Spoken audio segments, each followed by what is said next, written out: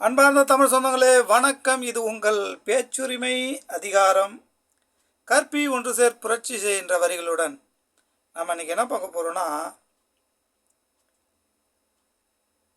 NEET தேர்வு மசோதா சட்டமன்றத்தில் நிறைவேற்றி ஆளுநருக்கு அனுப்பி வைக்கப்பட்டது. ஆளுநர் குடியரசுத் தலைவருக்கு அனுப்பி வைத்திருக்கிறாங்க.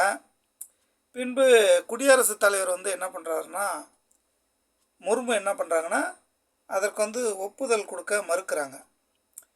இந்த நிலையில்தான் தமிழ்நாடு அரசு என்ன சொல்லுதுன்னா,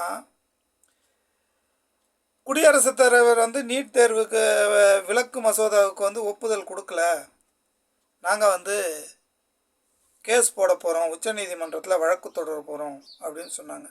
சரி, நல்ல விஷயந்தான்.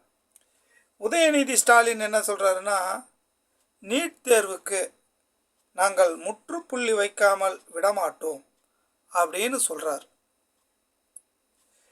நீட் தேர்வுக்கு ஐயா உதயநிதி அவர்களை, நீங்கள் தமிழ்நாட்டின் துணை முதலமைச்சராக இருக்கிறீங்க. நீட் தேர்வுக்கு முற்றுப்புள்ளி வைக்கிறது இருக்கட்டும், முதலில் சாதியவாதிகளுக்கு முற்றுப்புள்ளி வைங்க,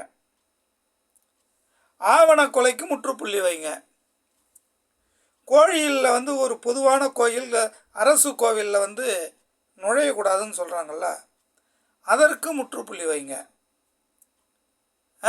அதற்கு முற்றுப்புள்ளி வைங்க. பள்ளிக்கூடத்தில் சாதிய அரசு பள்ளிக்கூடங்களில் சாதியம் தலை ஓங்கி நிற்கிறது, அதற்கு முற்றுப்புள்ளி வைங்க. இதுபோல் குடிக்க தண்ணி எடுத்தால் அதில் தீட்டுன்றான், அதுக்கு முற்றுப்புள்ளி வைங்க. குடிக்கும் தண்ணி தொட்டியில் மலத்தை கலக்கிறான், அதற்கு முற்றுப்புள்ளி வைங்க. இதற்கெல்லாம் முற்றுப்புள்ளி வைக்காத நீங்கள், நீட்டு தேர்வுக்கு நாங்கள் முற்றுப்புள்ளி வைப்போம் அப்படின்னு சொல்லிட்டு இப்படி தமிழ்நாட்டில் கதை அடிச்சுக்கிட்டே இருந்தால், நாங்கள் திராவிட அரசு, இது சித்தாந்த அரசு, இது பெரியார் மண், அந்த மண் இந்த மண் அப்படின்னு சொல்லிட்டு கதை அடிச்சுக்கிட்டே இருந்தால், தமிழ்நாட்டு மக்கள் எவ்வளோ நாளைக்கு தான் ஏமாறுவாங்க? இது சமூக நீதி அரசு, சமூக நீதி அரசு, சமூக நீதி அரசுன்னு எவ்வளோ நாளைக்கு ஏமாறுவாங்க தமிழக மக்கள்? எப்பவுமே தமிழக மக்களை முட்டாளாவே நினச்சிக்கிட்டு இருக்கீங்களா என்ன? திமுக ஆட்சி வந்ததுலேருந்து சாதியம் தலை தூக்கி நிற்குது. ஒரு ஊருக்குள்ளே பூந்து ஈஸியாக அடிக்கிறாங்க, வெட்டுறாங்க. இதுக்கு பிஜேபி